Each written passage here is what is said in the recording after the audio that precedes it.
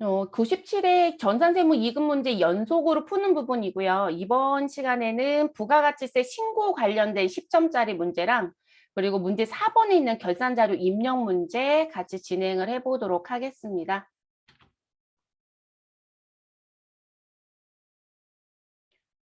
부가가치세 신고 관련 문제 10점짜리 배점은 첫 번째 문제는 수출실적 명세서 작성하는 문제가 출제가 됐고, 그리고 두 번째 문제는 부가가치세 신고서 작성하는 문제가 출제가 됐습니다. 98회 같은 경우는 저희가 이제 2021년 기출문제 98회부터 역순으로 지금 풀고 있는데 98회 같은 경우는 가산세가 없는 문제였었죠. 근데 문구에 유의사항들이 조금 있었던 상태의 문제였었고, 그리고 97회 같은 경우는 가산세가 현재 있는 문제였어요. 근데 그렇게 두 가지 문제가 출제가 됐습니다. 자, 수출실적 명세서를 작성하라는 문제니까요. 저희는 부가가치 모두 선택을 해주시고 수출실적 명세서 쪽 관련된 서류를 열어서 들어가시면 되겠죠. 문제 보겠습니다. 다음 자료를 보고 2021년 1기 확정신고 기간에 수출실적 명세서를 작성하라라고 되어 있습니다. 1기 확정신고 기간이라고 했으니까 부가가치세 신고 기간은 4월 1일부터 6월 30일까지의 신고 기간을 말하는 거겠죠. 단 거래처 코드와 거래처명은 입력하지 말 것. 자, 전표 입력하라는 얘기가 없어요, 여러분. 그럼 전표 입력은 안 하시는 거고 그냥 누구만 수출실적 명세서라는 부분만 작성을 하면 몇 점을 주겠다? 3점을 주겠다. 이런 얘기네요. 자, 상대국이 누구인지는 우리한테 중요하지 않습니다, 여러분. 대부분들이 상대국이 일본이니까 엔화 거래가 있고 미국이니까 US 달러 거래가 있고 영국이니까 위안화 거래가 우리 뭐 지금 유로 거래가 있고 뭐 이런 식의 표현을 쓰시는 분들이 간혹 있어요. 그렇지는 않아요. 네, 그렇지는 않습니다. 그래서 우리는 상대국이 중요한 게 아니라 통화라는 게 중요하다. 이 통화가 결제 통화가 되는 거거든요. 그래서 어느 나라 돈으로 받았는지 넣어주셔야 된다라는 거 됐을까요?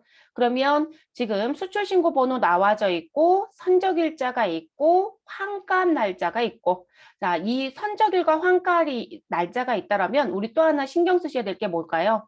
자, 선적일을 기준으로 선적일을 이 부분이 기준이 돼요. 이 선적일을 기준으로 무슨 부분? 돈을 미리 받아서 원화로 환가를 했는지 아닌지를 보셔야 되겠죠. 그래서 우린 반드시 수출이 이루어지게 되면 대가를 무엇으로? 외화로 받는 경우가 있다. 그래서 이 외화로 수령하게 되면 반드시 환율을 무엇으로 갈 거냐라는 걸 꼭 기억해 주셔야 되겠죠. 그래서 나는 지금 현재 무슨 부분? 환가를 하였다라고 얘기하더라. 이런 얘기는 모두 다 선적일 기준. 자, 제가 왜 선적일 기준을 강조하냐면 이 부분이 수출하는 재화였다. 또는 수출하는 용역에 해당되는 부분이었다라고 한다라고 하신다라면 용역 같은 경우는 공급 가격이 확정되는 때가 공급 시기가 되겠지만 우리 일반적인 재화의 수출에 대한 부분은 무슨 부분 선적일이 뭐가 된다? 공급 시기가 되잖아요. 그러면 이 공급 시기를 기준으로 나는 미리 원화로 환가를 하였다라고 하시게 되면 환가한 날의 환율이 돼야 되잖아요. 환가한 날의 환율을 곱하여 과세 표준을 계산해야 되죠. 그래서 이 부분은 전표 문제가 나오든 실적과 관련된 수출실적 명세서 입력 문제가 나오든 이 정리는 무조건 하실 수 있으셔야 된다는 거. 자, 그리고 우리는 환가하지 않았다. 무슨 부분? 나 공급 시기를 기준으로 난 지금 현재 아직 돈을 못 받았다. 외상의 상태였어. 라고 얘기를 해요. 그래서 외상. 그러면 선적일자가 4월 6일이다. 근데 환가는 4월 15일 날 했다. 또는 5월 18일이다. 5월 12일 날 받았다. 6월 30일이다. 근데 7월 8일 날 했다. 그러면 여러분 지금 4월 6일과 6월 30일을 놓고 보면 환가 날짜가 한참 뒤에요. 그럼 우리 입장에서는 돈을 못 받았거나 또는 받았어도 외화로 갖고 있다는 얘기가 되겠죠. 그래서 외상이거나 또는 미리 받은 돈이 있지만 외상땡을 미리 받았지만 나 환가 사실은 없어. 공급 시기를 기준으로. 그러면 저희는 외화를 그대로 무엇하고 있다? 가지고 있다. 이 두 가지 요건이겠죠. 그럼 이 두 가지 요건이었더라면 무엇으로 간다? 우린 환가한 날의 환율이 아니라 공급 시기에 무엇이 된다? 기준 환율이 된다. 제가 여기다 날짜 쓴 것 때문에 아래쪽으로 쓰고 있는 거예요, 여러분. 기준 환율 또는 엔화는 우리 또는 달러를 뺀 나머지 외국의 통화는 재정 환율이라고도 한다라고 했었죠. 이거 반드시 정리하셔야 됩니다. 요거를 못 하시면 이 문제는 아예 못 풀어요. 해결이 안 돼요. 전표 입력도 똑같고. 그러면 일본에 수출했던 4월 6일 거. 자, 4월 6일이 공급 시기인데요. 공급 시기 4월 6일을 기준으로 환가는 4월 15일에 이루어졌습니다. 자, 그렇다면 우리 일단 전표 입력하는 또는 수출 실적에 입력하는 선적일은 이 날짜를 넣어주시면 되는 거고, 뒤에 환가를 했으니까 우리 무슨 부분? 선적일의 기준 환율이다, 환가일의 환율이다, 선적일의 기준 환율로 가셔야 되겠죠. 그래서 100엔당 994원이라고 되어 있는 요 부분의 환율을 적용합니다. 자, 그 다음 우리 미국에 수출한 부분 5월 18일 이 선적일이 될 거고요. 근데 환가가 공급 시기 날짜보다 이전에 환가를 했습니다. 그럼 뭐로 가셔라? 환가일의 환율로 가셔라. 그럼 환가일의 환율은 우리 1달러당 1,080원입니다. 라고 했으니까 이 부분의 환율로 넣어주시면 되겠죠. 자, 그리고 영국에 수출한 부분 6월 30일입니다. 선적일이. 그래서 공급 시기 6월 30일을 기준으로 환가는 7월 8일에 이루어졌다. 그러면 우리는 무슨 부분? 선적일의 기준 환율로 들어가시면 되겠습니다. 됐을까요?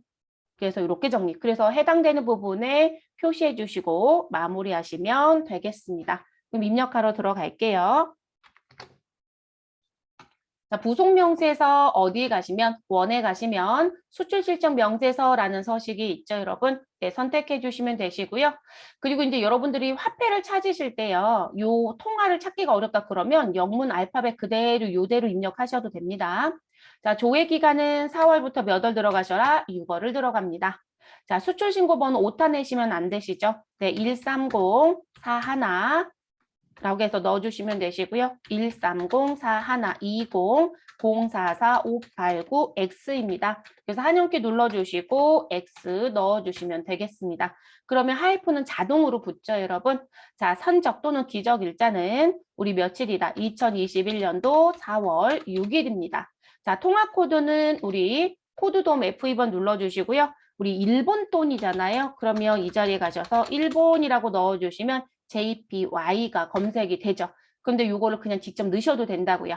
자, 그리고 이제 여기서 조심할 게 있어요, 여러분. 지금 보시면 우리가 1달러당 1,080입니다. 라고 되어 있지만 엔화는 100엔당 994원입니다. 라고 되어 있죠. 그러면 이 부분은 반드시 얼마로? 1엔으로 환산해서 넣으셔야 됩니다. 그럼 1엔으로 바꿔서 넣으시면 우리 나누기 100 하시면 되는 거잖아요. 그럼 얼마가 된다?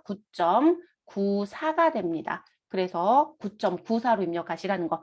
이런 분도 있더라고요. 수출액에서 동그라미 2개를 떼겠다. 안 되세요. 네, 그거 안 되신다는 거. 그래서 반드시 환율은 이대 관점으로 넣어주신다라는 것도 기억을 해주신 게 좋겠습니다. 그럼 환율 자리 가셔서 9.94라고 넣어주시면 되겠죠. 외환은 30만 입력하시면 되겠습니다. 그러면 298만 2천원 계산이 되네요. 자, 거래처 입력은 하지 말라고 했으니까 그대로 내려오시면 되고요. 자, 그 다음 두 번째 거 5월 18일 130 5510-011-460X라고 되어 있네요. 네, 한영키 눌러서 X까지 넣어주시면 되시고요. 자, 선적일자는 며칠인가요? 2021년도 5월 18일입니다. 자, 통화코드 자리 가셔서 코드돔 F2번 눌러주시고요. 우리 누구 찾아주셔라? 미국 찾아주시면 되겠습니다. 자, 환율은 1080입니다. 외화 금액은 6만 입력하시면 6,480만 원이 나오게 됩니다. 자, 그 다음 세 번째 6월 30일 선적한 거. 자, 130-6425-147041X라고 넣어주시면 되겠습니다. 그리고 선적 일자는 2021년도 6월 30일. 자, 통화 코드는 코드돔 F2번 눌러주시고요. 우리 누구였었나요? 영국인가요? 지금 제가 한영키가 눌려 있어서 영국. 그러면 영국과 관련된 우리 통화 코드 들어오고요. 환율은 얼마? 우리 1,110원 넣어주시면 되겠습니다. 외화는 7만 5천 넣어주시면 되시고요. 그러면 원화는 8,325만 원이 나오게 됩니다. 그러면 입력 더 하실 거 있어요? 없어요. 결론적으로 이 문제의 취지는 무엇이다? 우리 여기 원화라고 하는 과세 표준에 적용되는 환율이 얼마를 넣어야 되느냐라는 걸 알고 있느냐의 취지예요. 쉽게 생각하시면. 그리고 이 부분은 이렇게 냈지만 이거 전피임용 문제로도 낼 수 있죠. 단독 문제 하나로 내면 되는 거니까요. 그랬을 때도 반드시 적용되는 환율 꼭 정리 잘 하시기 바랍니다. 그럼 다 되셨으면 상단에 저장 버튼 눌러주시면 되시고요. 그리고 메뉴 종료해 주시면 되겠습니다. 그러면 100점은 3점을 받으시는 거예요. 그다음 부가가치세 신고서 문제 들어갈게요, 여러분. 두 번째는 부가세 신고서. 자, 부가가치세 신고서 문제 내용 봤더니 다음 자료를 이용하여 2021년 이익이 확정 신고 기간에 부가가치세 신고서를 작성하시오. 라고 되어 있네요. 그러면 이익이 확정 신고 기간이니까 우린 언제부터 10월 1일부터 12월 31일에 부가가치세 신고서 작성. 다음 부가가치세 신고서 이외의 기타 신고 서류 작성은 생략하시고 불러오는 데이터 값은 무시하고 새로 입력할 것 배점은 7점이라고 되어 있습니다. 부가가치세 신고서 작성 문제가 나오면 부가가치세 쪽에 가셔서 부가가치세 신고서 메뉴를 클릭해 주시고요. 그리고 기간은 10월 1일부터 12월 31일을 입력해 주시면 되겠습니다. 자, 세무사랑의 좋은 점은 앞에 10월 달을 입력하시면 뒤에 12월 31일이 자동으로 붙죠. 여러분 엔터 치시게 되면 넣으셔도 상관없고요. 자, 삭제할 자료는 없네요. 그럼 이렇게 열어놓고 우리 건건히 정리를 좀 해보도록 하겠습니다. 자, 그리고 매출 자료가 있고 매입 자료가 있고 예정진고 누락분이 있고요. 기타가 있네요. 그러면 저희 요 내용 보실 때 제가 기타 부분이 있으면 먼저 읽어보셔라라는 얘기도 했었죠. 전 기타 먼저 볼게요. 전자세금 계산서 발급과 국세청 전송은 정상적으로 이루어졌다. 그러면 세금 계산서 전자발급이나 전송에는 문제가 없습니다라는 부분. 문제가 없다는 얘기는 발급과 전송 가산세는 없다. 이런 얘기가 됩니다. 자, 세부담 최소화를 위하여 전자신고 세액공제를 받기로 하였다. 우리 확정신고 기간 1기와 2기 때 본인이 직접 국세청 홈택스를 통하여 전자신고를 하게 되면 전자신고 세액공제 얼마를 받을 수 있다? 1만 원을 받을 수 있다라고 배우셨었죠. 네, 그래서 확정 때만 가능하다. 그래서 우리 전자신고 세액공제는 2만 원이에요. 2만 원. 근데 여기는 확정이 2번이니까 각각 1만 원씩. 자, 부가가치세 확정 신고한 날은 2022년 1월 20일이다라고 되어 있습니다. 어찌됐든 날짜를 주었다는 건 우리가 고민해 봐야 될 일이 있을 것 같네요. 그래서 이 부분의 날짜. 원래 부가가치세 신고납부 기한은 언제? 우리 2기 확정은 언제까지가 신고납부 기한이 여러분? 과세기간은 10월 1일부터 10월 31일이고요. 이 부분에 대한 신고와 우리 납부에 대한 부분은 언제까지 하시면 된다. 우리 신고납부 기한 얘기하는 거 여러분. 이 부분은 1월 25일까지죠. 2년 1월 25일. 그런데 1월 20일에 미리 들어간다고 했네요. 네. 그 다음 내용 보겠습니다. 매출 자료부터 순차적으로 볼게요. 전자세금 계산서를 발급한 과세 매출액 공급가액 2억 3천의 세액은 2,300이라고 합니다. 그럼 분명히 세금 계산서 발급했다라고 되어 있습니다. 그럼 남번호 몇 번으로 가신다? 과세표준 및 매출세액의 과세의 세금 계산서 발급 1번 자리에 가시면 되겠죠. 그러면 이 부분은 남번호 무슨 부분? 아, 일란에 들어가는 거구나. 이렇게 써주시면 되죠. 자, 두 번째, 제품 직수출한 매출액 공급가액 4,500만 원이고요. 영세율. 그런데 분명히 뭐라고 되어 있다? 나 직수출했어요. 라고 했네요. 그러면 과세표준 및 매출세액의 영세율 자리에 가시면 되시고 직수출은 세금계산서 발급 안 하니까 기타 몇 번 자리요? 6번 자리에 들어가면 되죠. 그럼 이 부분은 6번 란에 들어간다라고 표시해 주시면 되겠죠. 그럼 매출 자료 쪽에선 더 이상의 특이한 점은 없어요, 여러분. 그럼 요걸 기준으로 입력을 일단은 하겠습니다. 그러면 과세표준 및 매출세액에 가셔서 1번 란 선택하시고요. 2억 3천만 원 입력하시면 부가가치세 10%가 계산이 돼서 세액에 2,300만 원이 자동으로 들어옵니다. 자, 그리고 내려오셔서 영세율 6번 자리 가셔서 우리 얼마 4,500만 원 입력하시고 그리고 영세율 되니까 세액나는 금액이 들어오지 않겠죠. 그럼 매출 쪽은 입력이 끝났어요. 그 다음 매입 쪽에 가겠습니다. 자, 매입에 가서 봤더니 전자세금 계산서 발급 과세 매입 우리 공급가액은 9천이고요. 세액은 900만 원입니다. 단 과세 매입액 중 공급가액 1,000만 원은 공장에 기계장치를 구매한 대금이고 나머지는 재고자산 상품 매입 금액입니다. 라고 얘기합니다. 그럼 저희는 세금 계산서를 무엇하였다? 받아왔다. 그럼 세금 계산서 수치는 어느 자리에 가요, 여러분? 매입세액의 세금 계산서 소치분에 가야 되겠죠? 그러면 여기서 크게 구분해 줄 게 무엇이다? 일반 매입 10번에 넣을 거냐? 고정자산 매입 11번에 넣을 거냐?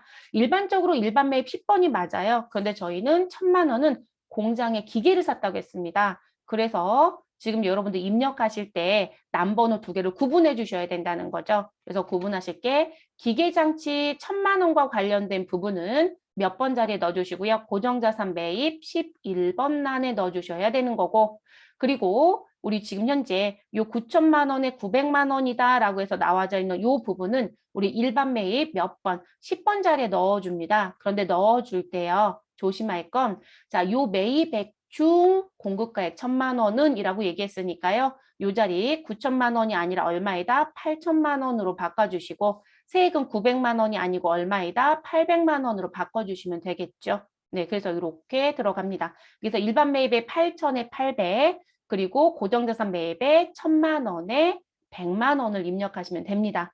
자, 그리고 지금 첫 번째 점은 공제 못 받을 사항은 없어요, 여러분. 만약에 세금 계산서 소치분 중에 공제받지 못할 매입세액이 있다 그러면 16번 자리까지 갖고 가야 되죠. 근데 지금 이 부분은 없네요. 자, 그다음 두 번째 점은 내려옵니다. 자, 법인 신용카드 매입액이라고 되어 있고요. 자, 공급 대가 880만 원. 전액 본사 사무용품 매입액이며 매입세 공제는 가능하다라고 합니다. 우리 신용카드로 매입한 거 매입세 공제 가능하죠, 여러분? 근데 이건 세금 계산서가 아니니까요. 매입세 부분 몇 번 자리 간다? 14번 자리에 가야 되겠죠. 그 14번 자리 선택하시면 그 밖에 공제 매입세액에 가시는 거고 신용카드는 41번과 42번에 입력을 해서 반영하는 거죠. 그러면 일단 남번호 위치는 정리가 된 거잖아요. 근데 몇 번 자리 간다? 아, 14번 란에 가야 되는 거구나. 그럼 14번 란 선택하시게 되면 안에 신용카드 부분에 간다. 근데 사무용품 매입했다라고 했으니까 우리는 일반 매입 몇 번 자리 넣어주시면 돼요? 41번 자리 넣어주시면 됩니다. 근데 금액 입력하실 때 조심하실 건 이 금액은 무엇이다? 공급 대가였다는 거죠. 그럼 공급 대가는 우리 입력하실 때 공급가액 얼마? 800만 원에 부가가치세 얼마? 80만 원으로 입력해야 된다는 것까지 기억해 주실 것. 왜냐면 무의식 중에 여기다 880을 넣기도 하세요. 또는 우리 매입 쪽은 조심하실 게 매출은 과세 쪽에는 부가가치세가 다 이렇게 10%라고 표시가 되어 있으니까 세액이 자동으로 들어오지만 매입은 공란이에요. 그래서 직접 세액도 다 넣어야 된다는 거죠. 그게 우리가 조심하셔야 되는 것 중에 또 하나. 그러면 입력하러 가보도록 할게요. 특이한 매입은 없네요. 자, 매입세액 일반 매입 10번 자리 선택해 주시고요. 금액은 8천만 원에 800만 원을 입력합니다. 자, 그리고 고정자산 매입에 내려오셔서 11번 란에 얼마 넣어주시면 된다. 1,000만 원 금액 넣어주시고요. 부가세 100만 원 넣어주시면 되겠습니다. 자, 그 다음 우리는 법인 신용카드 매입한 거 들어갈게요. 그럼 14번 자리 내려오시고 그리고 우리 오른쪽 화면 그 밖에 공제 매입세액 자리 일반 매입 41번 자리 선택하셔서 800만 원에 부가세 80만 원을 입력하시면 되겠습니다. 됐을까요? 그러면 우리 일단 매입까지도 입력은 끝난 거죠. 그리고 지금까지 봤던 매출 자료와 매입 자료 중에 뭐는 없다? 가산세가 나오는 부분은 없었습니다. 그런데 뭐가 있더라? 예정 신고 때 누락한 게 있다라고 했습니다. 자, 일반적인 매입에 공제가 가능한 부분이었다. 예정신고 누락분은 가산세가 없습니다. 내가 세금계산서를 지연 수취했거나 이런 부분이 아니라고 하면 사실상 우리 매입 쪽은 가산세가 없다로 시작하는 게 맞다라고 했어요. 근데 매출은 그렇지 않다라고 했죠. 그래서 예정신고 누락분의 내용을 봤더니 직접 수출한 공급가액 300만 원 영세율에 대한 부분이 무엇되어 있다? 나 누락한 게 있어 라고 되어 있죠, 여러분. 그럼 이 부분은 누가 봐도 매입이다, 매출이다? 매출이라고요. 매출. 그러면 예정신고 누락분 매출 쪽에 가서 입력을 해주셔야 되는 부분이죠. 그럼 매출은 우리 과세표준 및 매출세액의 예정신고 누락분 몇 번 자리에 간다? 7번 자리에 가는 거겠죠, 여러분? 네, 7번 자리. 그 7번 자리 선택하시게 되면 오른쪽에 매출 예정신고 누락분이라는 란이 오픈이 됩니다. 그리고 예정신고 누락분에 가서 보니 과세가 있고 영세가 있습니다. 우리 직접 수출한 건 세금계산서 발급의 의무가 없죠, 여러분. 그렇기 때문에 기타 몇 번 자리? 36번 자리에 가야 되겠죠. 그래서 요 300만 원 영세율 부분은 남번으로 일단 정리한다라면 우리 과세표준 및 매출세액 예정신고 누락분 7번 자리에 가야 되는 거고요. 그리고 그 7번 자리 안에 들어가면 다시 무슨 부분? 우리 영세율의 기타 36번 자리에 입력을 하시면 된다라는 거죠. 됐을까요? 그럼 저희는 일단 입력을 해놓고 볼게요. 그래서 36번 자리 선택해 주시고요. 금액 300만 원을 입력합니다. 그러면 일단 매출 쪽에 관련된 건 정리가 끝났어요. 근데 여러분 지금 영세율이라고 하는 건 부가가치세 세율이 0%라는 거죠. 그래서 세액자리의 금액은 현재 없습니다. 그럼 세액과 관련된 가산세는 안 나오는 거예요. 우리가 가끔 가산세 계산하세요라고 하면 우린 신고가 누락된 게 있대요라고 하면 신고 불성실과 관련된 가산세가 나와야 하고 그리고 또 무슨 가산세? 아, 납부도 안 했겠지. 그러면 우리는 지연과 관련된 가산세, 지연, 납부에 대한 가산세가 나올 것이다 라고 대부분들 생각을 하시더라고요. 근데 여러분 신고 불성실이나 지연 납부에 대한 가산세가 나오려면 반드시 무슨 부분? 납부세액이 있어야 돼요. 내가 누락한 자료를 기준으로 봤을 때 납부세액이 있어야 소위 말해서 나 이거만큼은 아직 내지 않았네 라고 하는 미납세액이 있는 경우에만 신고 불성실 그리고 지연 납부와 관련된 가산세가 나온다 이렇게 보셔야 돼요. 그러면 여러분 지금 영세율과 관련된 매출 누락은 우리 무슨 부분? 납부세액이 있다 없다? 없어요 여러분. 미납세액이 0이잖아요. 그쵸? 그러니까 이 가산세는 안 들어오는 거예요. 그래서 우리가 예정신고 누락분이 있었다라고 하면 여기 세액 부분에 대한 내용을 보시라고 저는 말씀을 드려요. 세액 부분에 내야 되는 세금이 들어오느냐. 그래서 매출세액에서 공제가 가능한 매입세액을 빼고 났더니 우리 납부세액이 있더라 라고 한다면 당연히 가산세가 있어야 된다. 또는 매출만 누락했다? 그럼 세액 쪽에 금액이 있다라면 당연히 내야 된다는 거죠. 근데 우리는 해당 사항이 없는 거죠, 여러분. 근데 이제 문제는 있죠. 영세율 누락이 됐네요. 그렇죠? 그래서 지금 신고불성실과 납부 지연에 대한 가산세는 없지만 이거 지연을 두 번 썼어요. 납부 지연에 대한 가산세는 없지만 무슨 부분? 영세율과 관련된 가산세는 들어야 됩니다. 그래서 영세율 과세 표준에 대한 신고를 무엇하였다? 성실히 하지 않았다. 그래서 신고 불성실 가산세가 들어가야 된다는 거죠. 됐을까요? 그럼 가산세 계산할게요. 그러면 저는 영세율이라는 글씨만 아래쪽으로 쓰겠습니다. 그럼 영세율 과세표준 신고 불성실 가산세는 공급가액 얼마에 대해서 300만 원에 대해서 자 곱하기 몇 퍼센트의 가산세 0.5%.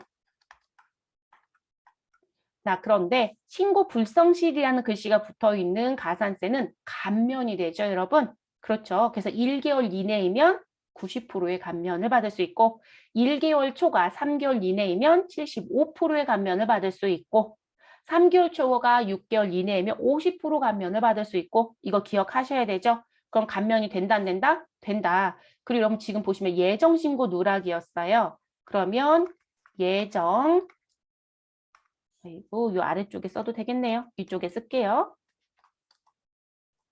예정 신고 누락이었다 라고 했고요. 이거를 나는 무슨 신고할 때 확정 신고 시 무엇하겠다? 같이 신고하겠다 이 얘기거든요.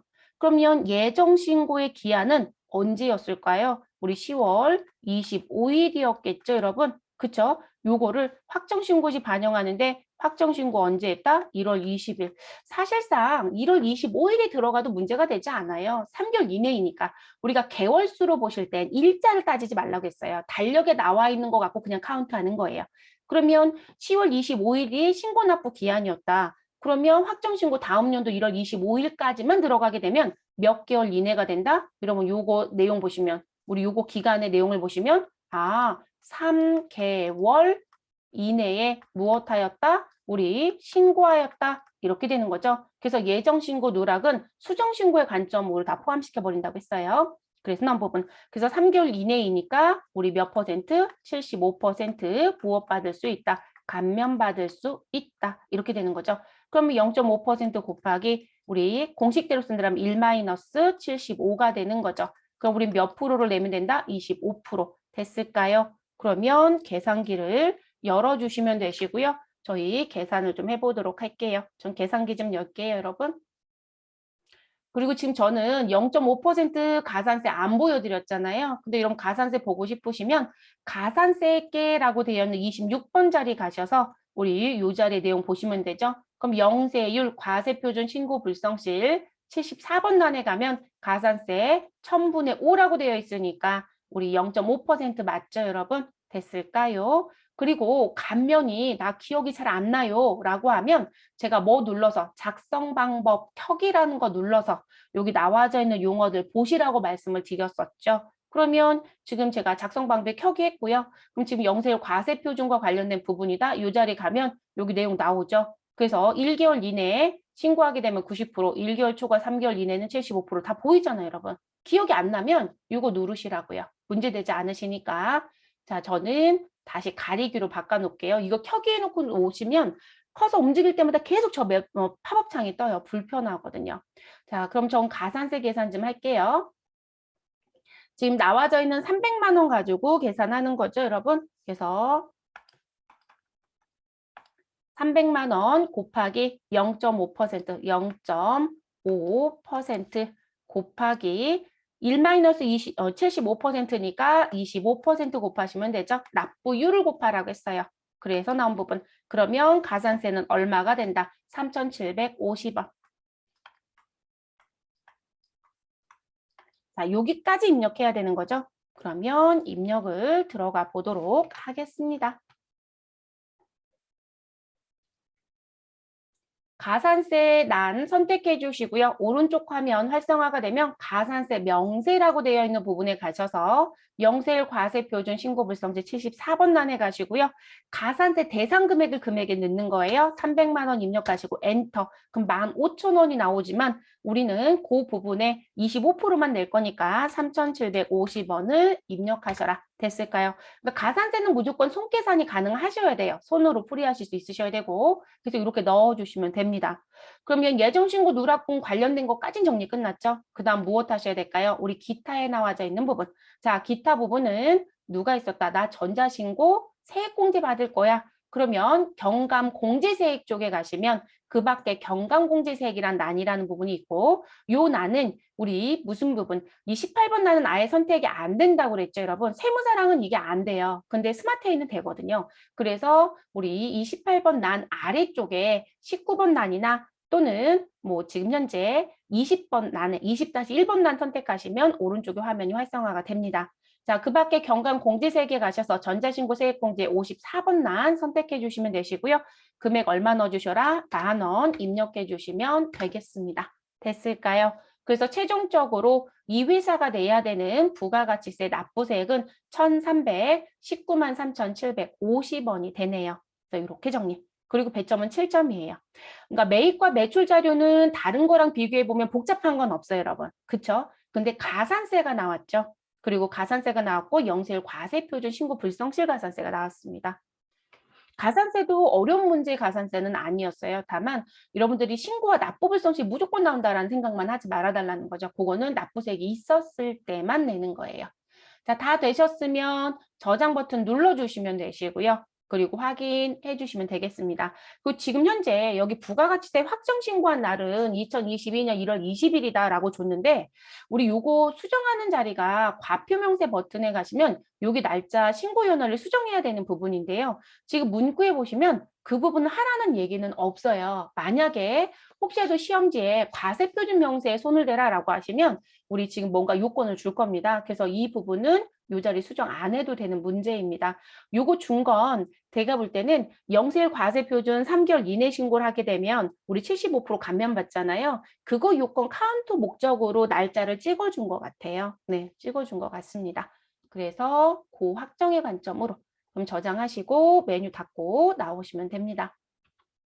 이제 결산 문제 들어갈게요.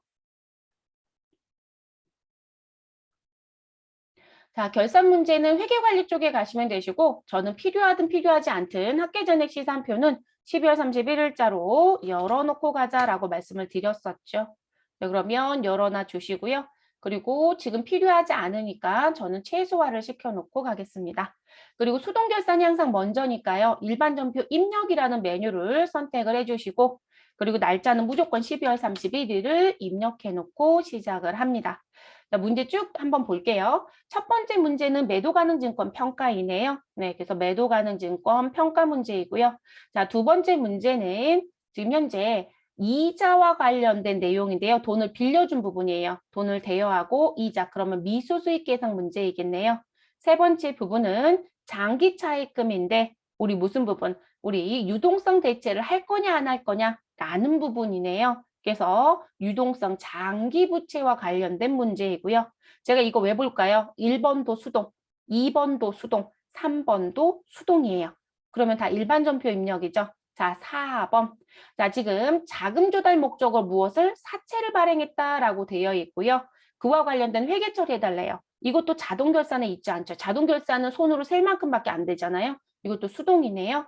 자, 그리고 다섯 번째. 법인세가 2,200만 원이 지금 결정이 됐다. 그런데 이런 상황이 있습니다. 라고 주었네요. 자, 5번 문제는 자동도 가능하고 수동도 가능합니다. 그래서 5번은 여러분이 편하신 대로 합니다.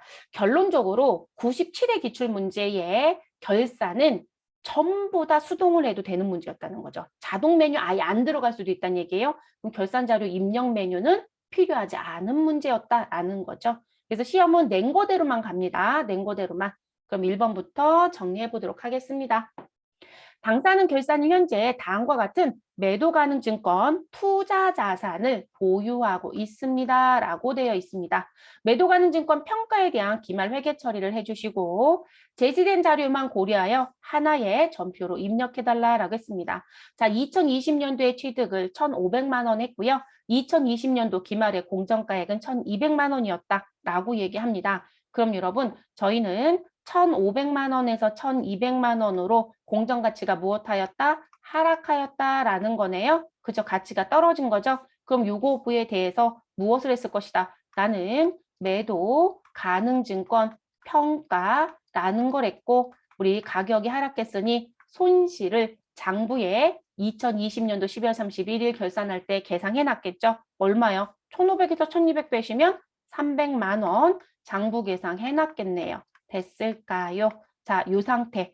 그리고 나서 금년도 자, 기말 공정가액은 2,200만 원이다라고 합니다. 그럼 1,200만 원의 공정가치로 장부에 있었던 매도 가능 증권이 2,200으로 가격이 무엇되었다? 상승되었다라고 얘기하는 거죠. 그러면 금액을 올려주시면 되죠. 그런데 자, 지금 보실 게 뭐냐면 우리 앞에 일반 전표 입력 문제 풀 때 여러분 자기 주식 처분과 관련돼서 처분 이익이 발생했지만 자기 주식 처분 손실을 가지고 있는 게 있기 때문에 우선 상계하세요 라고 했어요. 그런데 그와 유사한 성격이 또 누가 있다? 매도 가능 증권도 그렇죠. 그래서 매도 가능 증권, 해외 사업 환산 손익, 그리고 우리 또 하나 누구 있을까요? 우리 이제 유형자산의 재평가 모형이 있었죠. 그거 했을 때도 고려해야 되는 부분들이거든요. 그래서 우선상계란 부분이 있다라는 거. 그리고 매도 가능 증권은 우선상계 기준이 들어오는 건 뭐냐면 당신이 최초에 샀던 취득 가액과 현재 평가하는 공정가액의 차이만큼만 장부에 보여지면 된다. 왜냐면 이 부분은 시장에 가서 판 게 아니에요. 그래서 내가 처음 얼마 주고 샀던 부분에 가격이 우리 시세가 계속 바뀌잖아요. 등락이 있었다는 거죠. 그러면 현재 시점의 등락가액의 금액으로 결론만 내놓으면 된다는 거예요. 그러면 1,500만 원 주고 샀던 유가증권이 2,200만 원으로 가격이 올랐다는 거거든요. 그럼 나는 평가로 인하여 이익 얼마만 장부에 보여지면 된다. 700만 원만 장부에 남으면 된다라는 결론이라는 거예요. 이게 매도 가능 증권의 평가 부분입니다. 이해됐을까요? 그래서 난 부분. 근데 지금 1,200에서 2,200의 금액의 차이를 계산하시면 얼마요? 나는 상승이 얼마가 있었다? 1,000만 원의 가격 상승이 있었다. 아, 그럼 1,000만 원 그대로 평가 이익이라고 하느냐? 아니라는 거죠. 취득과 우리 무슨 부분? 결산 시에 공정가액 차이만큼만 항상 장부에 남아야 된다는 거예요. 그럼 700만 남으면 된다는 얘기잖아요. 그러니까 이 1,000만 원에 대해서는 우리 어떻게 정리해야 된다. 나 전년도에 평가했던 손실 얼마가 있다. 300만 원이 있거든. 그럼 요 300만 원 무엇해라? 우선 상계해라. 자, 그래서 손실과 300만 원은 상계를 해주시고요. 그리고 나머지만 무엇으로? 이익 700만 원이 있다. 이렇게 결론이 나야 된다는 거죠. 됐어요? 그래서 반드시 이렇게 정리해야 된다는 거. 그러면 요거 결산에 분개를 한다라고 하면요. 일단 차변에 우리 상승된 1000만 원만큼 누구를 증가시켜 주셔야 돼요? 매도 가능증권을 1000만 원을 증가시켜 줍니다. 그래서 이렇게 정리하고요. 상대편 대변에는 어떻게 쓰셔라? 차변에 가지고 있었던 매도 가능 증권, 평가, 손실 300만 원을 반드시 상계 처리해 주시고 그리고 나머지 금액 매도 가능 증권, 평가, 이익 700만 원의 회계 처리가 이루어져야 된다는 거죠. 우선 상계 문제가 두 문제나 나왔네요. 자본 쪽 관련된 문제가. 그렇죠? 네. 그래서 이렇게 이루어지는 부분. 세무 2급부터는 매도 가능 증권 평가 문제도 계속 나와요, 여러분. 그러니까 회계는 단기 매매 증권 평가의 문제가 더 많아요. 그런데 세무부터는 매도가 추가가 된다는 거. 그리고 최초의 평가 문제보다는 우리 두 번째 해, 세 번째 해 평가 문제를 더 많이 내요. 지금처럼 나와지는 상계에 대한 걸 검토할 수 있는지 묻고 싶어서 내는 거죠. 자, 입력하러 가겠습니다. 답은 벌써 내드렸지만 자, 구분란에 가셔서 차변 선택하시고요. 매도 가능 증권에 갑니다. 근데 반드시 매도 가능 증권은 당좌 자산에 있는 우리 유동 자산이 아니라 투자 자산에 있는 매도 가능 증권. 그게 178번이죠. 네, 178번. 그리고 금액은 얼마? 1000만 원을 증가시킵니다. 자, 그리고 상대편 대변엔 매도 가능 증권 평가 손실을 먼저 기재합니다. 자, 금액은 얼마 써주시면 되나요? 300만 원으로 수정 입력. 자, 같은 변 대변에 매도 가능 증권 평가 이익이 있죠. 네, 선택해 주시면 되시고요. 금액 700만 원 정리시켜 주시면 되겠습니다. 됐을까요? 그 다음 문제로 넘어가 보도록 하겠습니다. 당사는 2021년 9월 1일에 거래처에 3천만 원을 무엇하고요? 대여하고 자, 이자는 2022년 8월 31일에 수령하기로 약정하였다. 단, 대여금에 대한 이자는 연 7%이고요. 이자는 월 할계산한다라고 되어 있습니다. 여러분 지금 저희가 돈을 빌려줬어요. 그쵸? 그리고 9월 1일에 돈을 빌려주고 돈을 언제 받는지는 모르겠으나 어쨌든 이자는 9월 우리 다음 연도 8월 31일에 수령한다라고 합니다. 그러면 돈을 빌려줬으니까 나는 이자에 대해서 받을 권리가 생긴 거죠, 여러분. 그쵸? 그럼 지금 해야 되는 부분이 뭘까요? 내가 받아야 되는 미수 수익에 대한 거를 계산하라 이런 얘기인 거죠. 그럼 빌려준 돈 얼마? 3천만 원이 있었고 그 3천만 원에 곱하기 몇 퍼센트? 연 이자율은 7%. 그리고 곱하기 우리 1년에 한 번씩 이자 왔나 봐요. 그래서 9월 1일 날 빌려줬고 돈은 이자는 다음 연도 8월 31일. 그럼 1년치 이자죠. 그러면 1년은 12달입니다.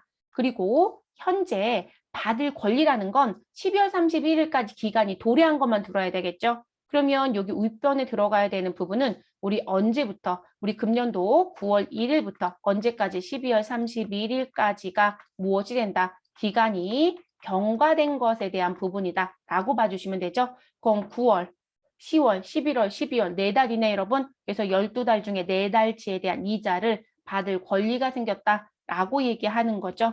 그러면 이거 계산하시고 분계 처리해 주시면 되죠 여러분. 그러면 전 또 계산기 좀 열게요.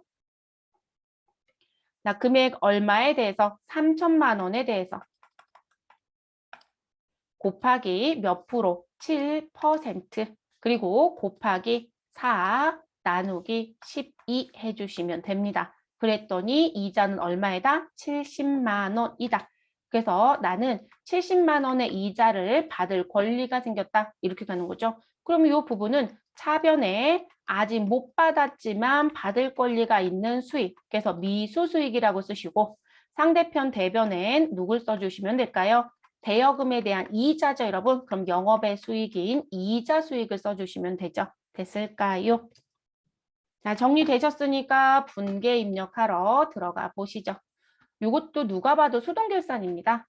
자, 차변 입력하시고요. 미수 수익을 선택하시면 되겠습니다. 116번에 있네요.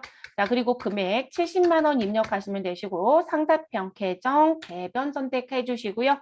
이자 수익이라고 넣어주시면 되겠습니다. 더 하실 거 있어요? 없어요, 여러분? 그래서 우리는 12달 중에 4달치 받을 권리 계산하셔서 입력해 주시면 끝나는 부분. 자, 그 다음 문제 볼게요. 전기에 유동성 장기 부채로 대체한 중앙은행의 장기 차입금 2천만 원에 대하여 자금 사정이 어려워 상환 기간을 2년 연장하기로 계약하였다라고 합니다. 자, 결산 회계 처리하시오라고 되어 있고요. 이와 관련된 회계 처리 날짜는 12월 31일 결산일로 해달라라고 되어 있네요. 자, 요거 추정을 해보시면 일단 전기에 회계 처리를 했다고 했어요. 그러면 전기에 다음 연도에 중앙은행에 갚아야 될 2천만 원이 1년 이내 만기가 도래했으니 우리 유동성 대체해줘 라고 해서 전년도 회계 처리했을 때 차변에 누구를 가지고 있었던 장기 차입금 2천만 원을 상계했을 거고요. 상대편 계정 대변에는 우리 유동부채인 유동성 장기 부채로 회계 처리를 해놨다는 얘기거든요. 근데 이걸 한다는 얘기는 상환을 할 예정이었기 때문에 했던 거예요. 근데 상황이 여의치 않았던 모양이죠. 그래서 여기다 뭐라고 써줬어요? 자금 사정이 어려워서 우리 상환 기간 오히려 2년 연장했네 라고 얘기합니다. 그럼 지금 이게 언제 상환일자인지 모르겠지만 어찌됐든 2년 연장을 하게 되면 12월 31일 시점으로는 우리 몇 년이 남겨져 있을 것이다. 1년 하고도 땡땡 개월이 남겨져 있을 거예요. 여러분 제가 왜 땡땡 개월이라고 쓸까요? 지금 현재 이게 만기가 4월이었다? 그럼 여러분 우리가 4월 달에 상환을 했어야 되는 거거든요. 근데 4월에 상환 안 하고 연장 걸어놨다는 얘기예요. 근데 그러면 그때 가서 누구를 대변에 있었던 유동성 장기 부채를 차변으로 보내서 우리 정리시켜주고요. 그리고 대변에 다시 장기 차입금이 나왔어야 되거든요. 근데 그 분개를 안 했다는 거예요. 그래서 그 분개를 언제? 12월 30일에 하겠다. 근데 제가 여기다 왜 2년이라고 안 하냐면 만기가 4월이라고 가정을 세우면 우리는 일단 몇 개월이 지났을까요, 여러분? 우리 4월 달이라고 하면 4월을 빼고요. 5월 달부터 카운트를 해보시면 우리 실질적으로 몇 개월이 지났어요? 우리가 4개월이 지나고 8개월이 지났다라고 봐야 되거든요. 그러면 1년하고도 4개월이 남겨져 있는 거죠. 그러면 1년 이내 만기 도래는 아니에요. 이해됐을까요? 2년 연장이니까. 근데 만약에 이게 1년 연장이었다? 이러면 이게 문구를 잘 보셔야 돼요. 1년 연장을 했다? 그럼 여러분 1년 연장이면 우리가 1월 1일부터 12월 31일 사이에 상환일이 있었던 거예요. 근데 1년 연장을 하면 그대로 뭐가 되는 걸까요? 그대로 그냥 유동성이죠. 유동부채 그대로 있어야 되잖아요. 그때는 분기처리 안 하는 거예요. 여러분. 그냥 유동성 장기부채 상태로 그냥 두시면 돼요. 근데 지금 여기는 1년이 아니에요. 2년 연장이잖아요. 그럼 2년 연장이면 1월 1일부터 12월 30일에 상환일이 있었을 거고 그럼 지금 제가 여기 써드린 것처럼 몇 개월이 지나긴 했지만 1년 하고도 땡땡 개월이 남겨져 있는 거예요. 그러면 유동부채가 아니라 뭐가 돼야 된다? 비유동부채가 돼야 되는 거예요. 그러니까 이 경우에는 회계처리를 해야 되는 거예요. 그래서 그 부분에 대한 걸 정확하게 보실 것. 어차피 3년은 당연한 얘기겠죠. 그래서 이 부분은 차변에 대변에 있었던 유동성, 장기, 부채라고 하는 부분을 상계 정리하는 거고요. 상대편 대변에 다시 비유동 부채인 장기, 차입금을 장부에 무엇한다? 올려주는 행위를 했어야 된다는 거예요. 됐을까요? 그 부분입니다. 이거 여러분들 기억하시고 계실지 모르겠어요. 이거 수업할 때 본광자에서 한번 얘기한 적 있어요. 그래서 반드시 유동성이라는 걸 꼭 카운트하실 때 상환할 예정인지 아닌지도 보시라고 했어요. 이거 문제 변형 문제 이렇게도 냅니다. 지금 장기 차입금 2천만 원이 1년 이내 만기가 도래했지만 우리 무슨 부분? 상환할 예정이 아니라 연장할 거다. 그럼 유동성 대체한다 안 한다? 안 해요, 여러분. 네, 안 합니다. 그래서 안 할 수도 있어요. 그런 문제 낼 때는 꼭 유동성 대체하는 거 하나랑 유동성 대체 안 하는 거 하나랑 이렇게 두 개를 섞어내는 경우도 많더라고요. 항상 검토를 합니다. 자, 들어가겠습니다. 우리 차변 입력해 주시면 되시고요. 유동성, 장기, 부채 들어갑니다. 조심할 거 무엇이다? 중앙은행을 반드시 입력해야 된다. 우리가 결산 문제에 거래처 코드 입력하는 문제가 거의 없어요. 몇 가지 안 된다는 얘기죠. 그러다 보니까 거래처 입력을 자꾸 빠뜨리고 나와요. 절대 빠뜨리는 일 없도록 하실 것. 2천만 원 넣어주시고요. 상대편 대변 선택해 주시고 장기, 차입금 선택해 주시면 되겠고요. 그리고 반드시 중앙은행 거래처 코드를 반드시 넣어주시면 되겠습니다. 됐을까요? 그래서 나온 문제, 그 다음 문제로 넘어가 볼게요. 네 번째 들어가겠습니다. 자, 회사는 자금 조달 목적으로 사채를 아래와 같이 발행하였다. 이외에 다른 사채는 없다고 가정할 경우 결산 시점 적절한 회계 처리를 하시오. 자, 액면가의 1,000만 원의 사채를 금년도 1월 1일에 무슨 발행하였다? 할인 발행하였다라고 합니다. 그리고 만기는 몇 년이다? 3년. 할인 발행했으면 여러분 우리는 무슨 계정 과목이 등장했을 것이다? 사채, 할인, 발행, 차금이라고 하는 계정 과목이 등장했다는 건 머릿속에 기억이 나야 되겠죠. 자, 발행가액은 945만 5,350원이고요. 액면의 이자는 연 3%이고 유효 이자율은 연 5%라고 합니다. 자, 액면 이자는 매년 말. 자, 매년 말이라고 했으니까 여러분 요 글씨는 뭐로 가시면 될까요? 아, 12월 31일이요? 라는 얘기가 되겠죠. 12월 31일 현금으로 지급하며 유효이자율법을 이용하여 상각한다라고 합니다. 자, 원 단위 미만은 절사하기로 한다. 그러면 여러분들이 사채 할인 발행 차금은 언제요? 이자를 줄 때. 그쵸? 사채 할인 발행 차금은 이자 지급 시 무엇 해야 된다? 우리 상각해야 된다라는 걸 배우셨죠? 그 문제까지 같이 냈던 문제예요. 최근 들어서 전산세무 2급의 경향이 바뀐 것 중에 하나가 이 문제예요. 근데 이런 문제가 잘 안 나왔어요. 세무 1급에만 자주 냈던 문제거든요. 근데 최근 들어서 이 문제를 꾸준히 내고 있다는 거. 어떤 때는 계산 문제까지 내고 어떤 때는 금액을 다 주고 분개해라 라고 주고요. 지금 계산 문제까지 낸 거죠. 그러면 우리는 누구부터? 사채의 이자, 비용부터 계산을 해야 되는 거죠. 그럼 여러분 사채 이자 비용이라는 건 계정 과목에 이자 비용이 들어가야 되는 부분. 그럼 누구를 찾아라? 우리 사채의 장부 금액이 필요합니다. 장부 금액. 그래서 장부가액에 곱하기 무슨 이자율? 유효 이자율 또는 시장 이자율을 곱합니다. 그러면 사채의 장부가액은 얼마이다? 여러분 우리 금년도에 발행했고요. 금년도 12월에 이자 처음 줍니다. 그러면 우리 발행가액이 뭐가 된다? 이 발행가액이 그대로 누가 될 것이다? 장부 금액이 되겠죠, 여러분? 그래서 사채의 장부가액은 우리 할인이나 할증 발행을 하게 되면 액면 금액의 금액에서 할인 빠지고 할증 가산이 된 금액이 장부가액이 되겠죠. 그래서 945만 5,350원 네, 곱하기 유효이자율 몇 프로? 5%. 그러니까 내가 주는 이자보다 시장에서 주는 이자가 더 높기 때문에 할인 발행됐겠죠. 그럼 이거 계산하셔야 되겠네요. 그럼 저는 또 계산기 좀 잠시 열게요.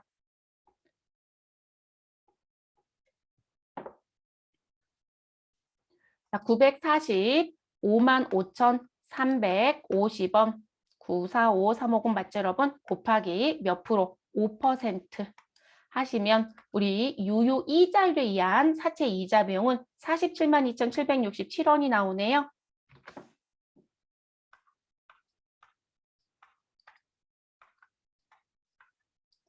472,767원. 됐을까요? 자, 이게 이제 대변에 계산돼야 되는 이자 비용이고요.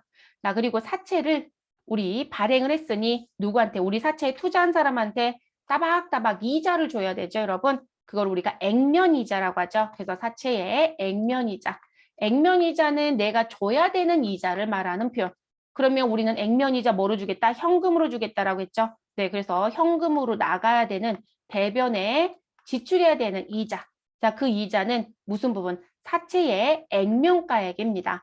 요거는 바로 쓸게요, 여러분. 액면가액. 자, 액면가액 얼마이죠? 1,000만 원. 1,000만 원짜리를 9,455만 350원에 발행한 거니까요. 1,000만 원이고요. 요 1,000만 원에 곱하기 액면 이자율을 곱하는 거죠. 그럼 액면 이자율 몇 퍼센트? 3%를 곱합니다.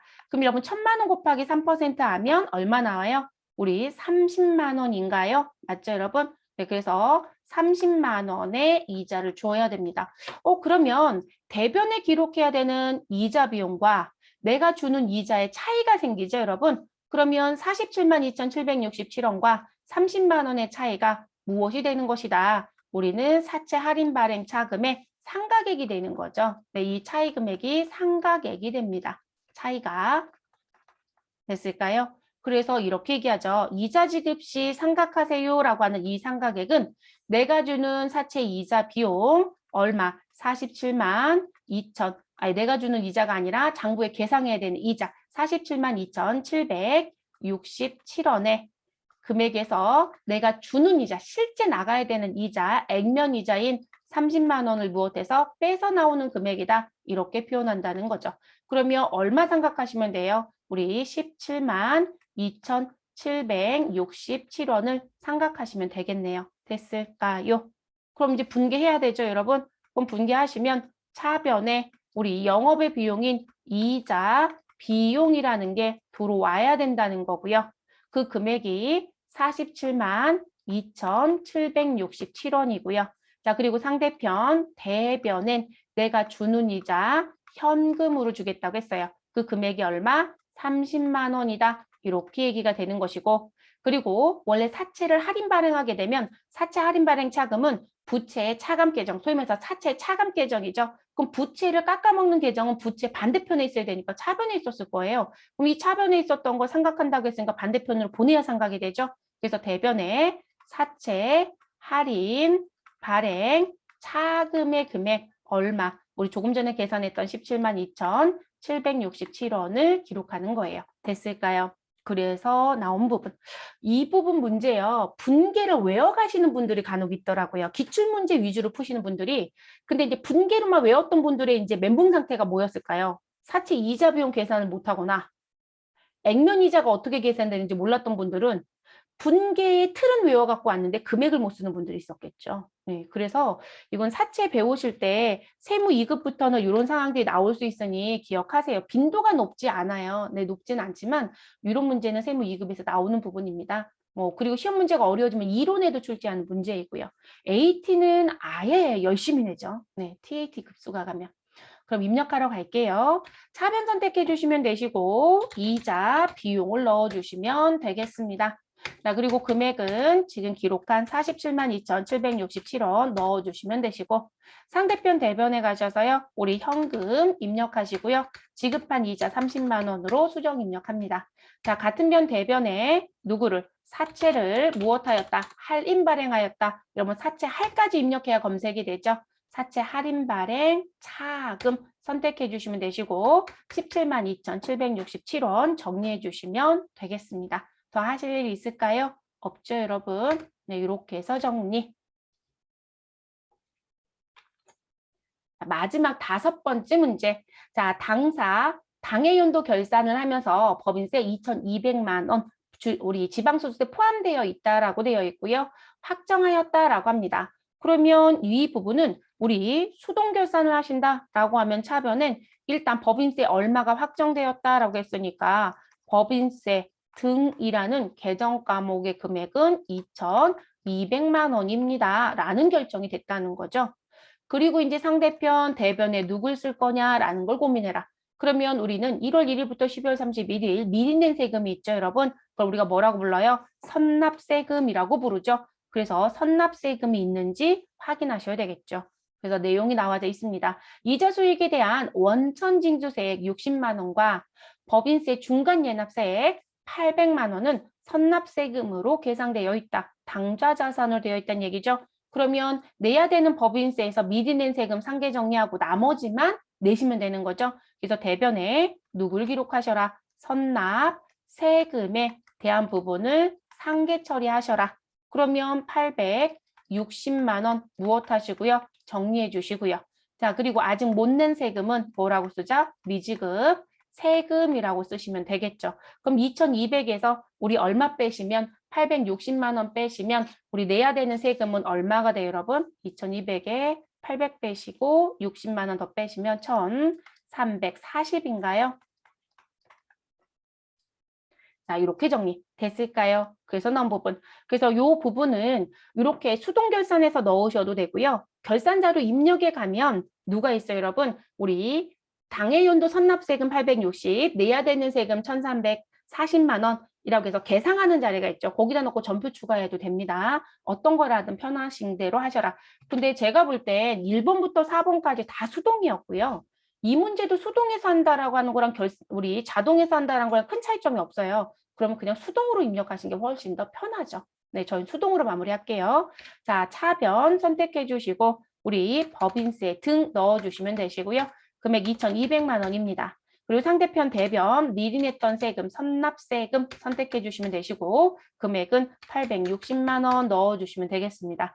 자, 같은 변 대변에 내야 되는 미지급 세금 선택해 주시면 되시고요. 금액은 1,340 됐을까요? 이렇게 해서 정리.